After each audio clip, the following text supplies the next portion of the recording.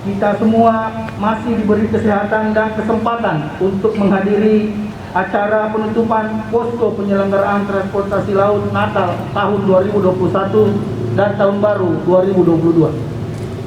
Selanjutnya, saya ucapkan terima kasih dan apresiasi kepada semua hadirin dan undangan yang menghadiri acara penutupan posko pada hari ini.